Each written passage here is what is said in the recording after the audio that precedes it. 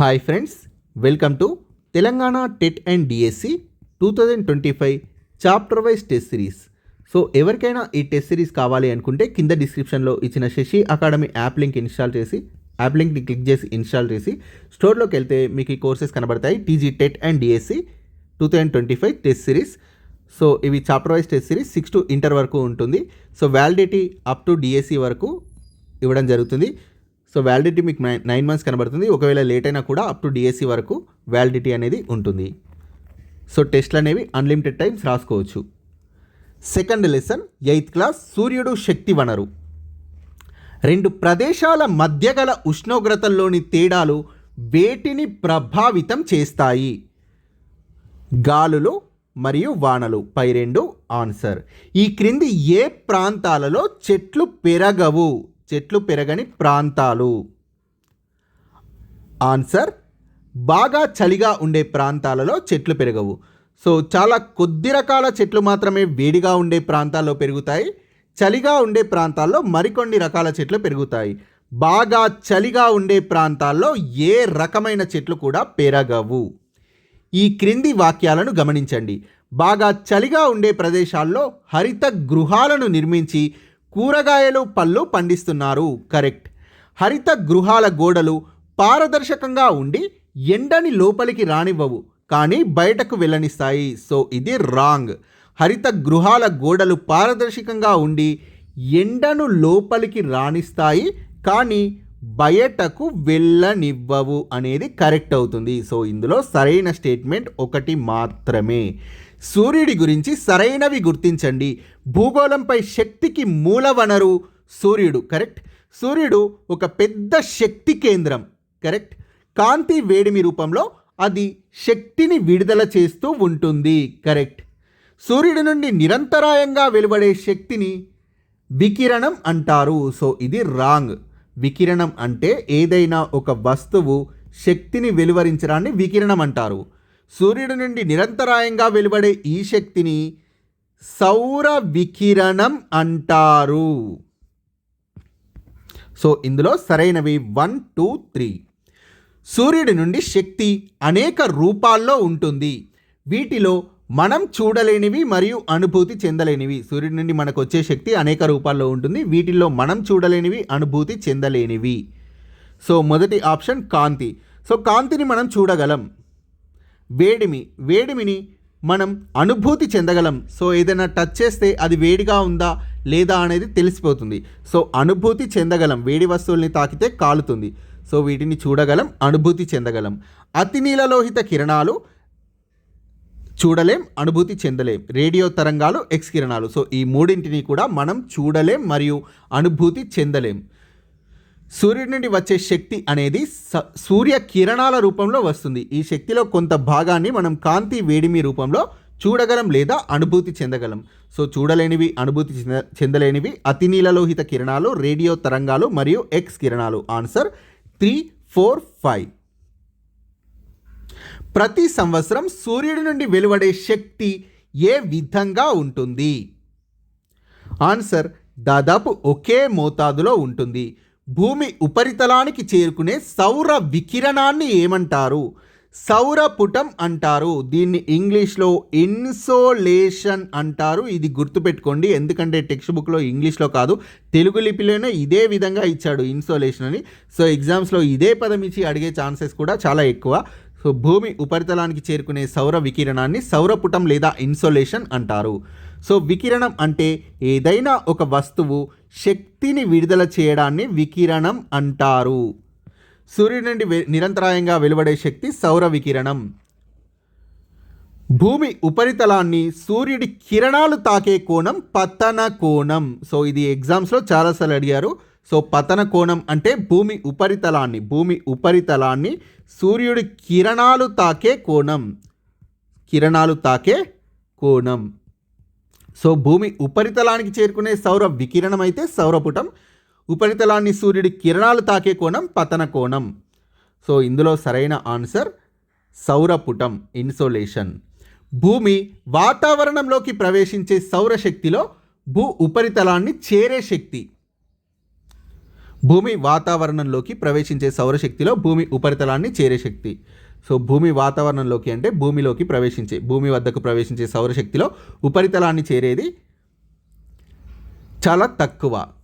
So చాలా తక్కువ మాత్రమే భూమి ఉపరితలాన్ని చేరుకుంటుంది. ఎందుకంటే సౌరశక్తిలో 3వ వంతు భూమి వద్ద ఉండే వాతావరణం వల్ల పరావర్తనం చెందుతుంది. కాంతిని అద్దం పరావర్తనం చేసినట్లు చెందుతుంది. సౌరశక్తిలో 8వ వంతు భూ వాతావరణం వల్ల పరావర్తనం చెందుతుంది. ఆన్సర్ 3వ వంతు. సౌరశక్తిలో 3వ వంతు భూ వాతావరణం వల్ల పరావర్తనం చెందుతుంది. అతినీలలోహిత కిరణాల గురించి సరైనవి గుర్తించండి. ఇవి సూర్యుడి నుండి వెలువడతాయి. కరెక్ట్. ఇవి ప్రమాదకరమైన కిరణాలు. కరెక్ట్.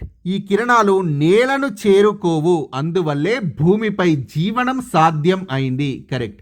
సో పైవన్నీ కూడా సరైనవే. 1, 2, 3. అతినీలలోహిత కిరణాలను మనం చూడలేం, అనుభూతి చెందలేం. ఈ క్రింది వాక్యాలను గమనించండి. సూర్యకిరణాలు భూమిని చేరుకున్న తర్వాత కూడా భూ ఉపరితలమంతా ఒకే రకంగా వేడిని కలిగించవు. కరెక్ట్. భూమి ఉపరితలం వంపుగా ఉంటుంది. కరెక్ట్. సో వీటికి సరైనవి. సో ఇక్కడ ఒక ఆప్షన్ మిస్ అయింది, బట్ మీకు టెస్ట్ సిరీస్లో కనబడుతుంది. 1, 2 సరైనవి. 1కి 2 కారణం అవుతుంది. సో ఎందుకంటే సూర్యకిరణాలు భూమికి చేరుకున్న తర్వాత కూడా ఉపరితలం అంతా ఒకే రకంగా వేడిని కలిగించవు. దీనికి కారణం భూమి ఉపరితలం వంపుగా ఉండడం. సో ఇది టెక్స్ట్ బుక్లో ఇచ్చిన ఒక లైన్ నుంచి ఫ్రేమ్ చేసిన క్వశ్చన్. ఈ క్రింది వాక్యాలను గమనించండి. భూమి ఉపరితలం వంపు కారణంగా భూమధ్య రేఖ ప్రాంతంలో తక్కువ విస్తీర్ణంలో పడే అంత సౌరశక్తి భూమధ్య రేఖ నుండి ఉత్తరానికి లేదా దక్షిణానికి వెళ్తుంటే ఎక్కువ విస్తీర్ణంలో పడుతుంది. కరెక్ట్. ధృవాల వద్ద కంటే భూమధ్య రేఖ వద్ద వేడిగా ఉంటుంది. కరెక్ట్. సో దీనికి సరైన ఆన్సర్ 1, 2 సరైనవి. 1 కారణం, 2 ఫలితం అవుతుంది. సో ఎందుకంటే ధృవాల వద్ద కంటే భూమధ్య రేఖ వద్ద వేడిగా ఉంటుంది. దీనికి కారణం 1 అవుతుంది. ఎందుకు ఈ విధంగా వేడిగా ఉంటుందంటే భూమధ్య రేఖ వద్ద భూమి ఉపరితలంలో ఉండే వంపు కారణంగా భూమధ్య రేఖ ప్రాంతంలో తక్కువ విస్తీర్ణంలో, సో భూమధ్య రేఖ ప్రాంతంలో తక్కువ విస్తీర్ణంలో పడేటంత సౌరశక్తి ఎంత ఉంటుందో, సో భూమధ్య రేఖ నుండి ఉత్తరానికి లేదా దక్షిణానికి వెళ్తుంటే ఎక్కువ విస్తీర్ణంలో పడుతుంది. సో అందువల్ల భూమధ్య రేఖ వద్ద వేడిగా ఉంటుంది. అలానే రెండోది ఫలితం అవుతుంది.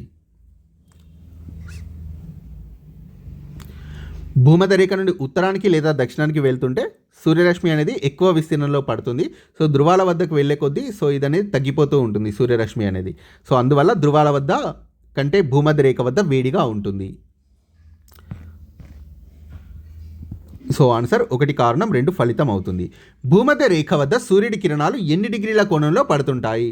ఆన్సర్ 90 డిగ్రీల కోణంలో, అంటే లంబ కోణంలో పడుతుంటాయి. ధృవాల వైపు వెళ్తున్న కొద్దీ ఏటవాలుగా పడుతుంటాయి. యాంగిల్ ఆఫ్ ఇన్సిడెన్స్ అంటే అర్థం పతన కోణం. సో యాంగిల్ ఆఫ్ ఇన్సిడెన్స్ అనేది కూడా తెలుగు లిపిలో ఇచ్చాడు, ఇంగ్లీష్ లెటర్స్లో ఇవ్వకుండా తెలుగు లిపిలో ఇచ్చాడు. సో నేర్చుకోండి. యాంగిల్ ఆఫ్ ఇన్సిడెన్స్ అంటే పతన కోణం. పతన కోణం అంటే భూమి యొక్క ఉపరితలాన్ని సూర్యుడి కిరణాలు తాకే కోణం. భూ ఉపరితలాన్ని సూర్యుడి కిరణాలు తాకే కోణాన్నే పతన కోణం లేదా యాంగిల్ ఆఫ్ ఇన్సిడెన్స్ అంటారు. భూమధ్య రేఖ వద్ద 100 యూనిట్ల సూర్యపటం చేరినట్లయితే 90 డిగ్రీల వద్ద, అంటే ఉత్తర దక్షిణ ధృవాలు పోల్స్ వద్ద ఎన్ని యూనిట్లు అందుతుంది? ఆన్సర్ 40 యూనిట్లు. సో ఇది ఒకసారి బాక్స్ చూద్దాం. సో ఈ విధంగా ఉంటుంది. టెస్ట్ సబ్మిట్ చేసిన తర్వాత భూమధ్య రేఖ 0 డిగ్రీల వద్ద 100 యూనిట్ల సూర్యపటం చేరినట్లయితే 45 డిగ్రీల వద్ద ఉత్తర జపాన్ వద్ద 75 యూనిట్లు అందుతుంది. 66.5 డిగ్రీల అక్షాంశం వద్ద ధృవ మండలం వద్ద 50 యూనిట్లు అందుతుంది. 90 డిగ్రీల వద్ద, అంటే ఉత్తర దక్షిణ ధృవాల వద్ద సౌత్ అండ్ నార్త్ పోల్స్ వద్ద 40 యూనిట్లు అందుతుంది. So next question. భూమధ్య రేఖ వద్ద 100 యూనిట్ల సూర్యపటం చేరినట్లయితే 45 డిగ్రీల వద్ద ఉత్తర జపాన్ వద్ద ఎన్ని యూనిట్లు అందుతుంది? ఆన్సర్ 75 యూనిట్లు అందుతుంది. భూమధ్య రేఖ వద్ద 100 యూనిట్ల సూర్యపటం చేరినట్లయితే 66.5 డిగ్రీల వద్ద ధ్రువ మండలం వద్ద ఎన్ని యూనిట్లు అందుతుంది? ఆన్సర్ 50 యూనిట్లు. భూమి ఉపరితలాన్ని సూర్యుడి కిరణాలు తాకే కోణం యాంగిల్ ఆఫ్ ఇన్సిడెన్స్, పతన కోణం. భూమధ్య రేఖ ప్రాంతం కంటే దానికి ఉత్తర దక్షిణ ప్రాంతం వేడిగా ఉండడానికి కారణం. దాని ఉత్తర దక్షిణ ప్రాంతం భూమధ్య రేఖ ప్రాంతం కంటే. సో దీనికి ఆన్సర్ భూమధ్య రేఖ ప్రాంతం వద్ద సూర్యకిరణాలు ఎక్కువ సాంద్రత లేదా తీవ్రతలో పడినా సాధారణంగా అక్కడ మధ్యాహ్నం నుండి మబ్బుగా ఉండి నేల మీదికి తక్కువ సూర్యకిరణాలు పడడం. సో ఒకవేళ ముందుకు ఉత్తరం దక్షిణం ఇట్లా ప్రయాణం చేస్తూ ఉంటే సూర్యకిరణాలు అనేవి తగ్గిపోతూ ఉంటాయి. సో వేడి అనేది ధృవాల వద్దకు చేరుకునే వరకు సరికి సో అక్కడ చల్లగా ఉంటుంది. సో భూమధ్య రేఖ ప్రాంతం వద్ద సూర్యకిరణాలు ఎక్కువ సాంద్రత లేదా తీవ్రతలో పడినా కూడా సాధారణంగా అక్కడ మధ్యాహ్నం నుండి మబ్బుగా ఉండి నేల మీదికి తక్కువ సూర్యకిరణాలు పడడం వల్ల భూమధ్య రేఖ ప్రాంతం కంటే దాని ఉత్తర దక్షిణ ప్రాంతం వేడిగా ఉండడానికి కారణం.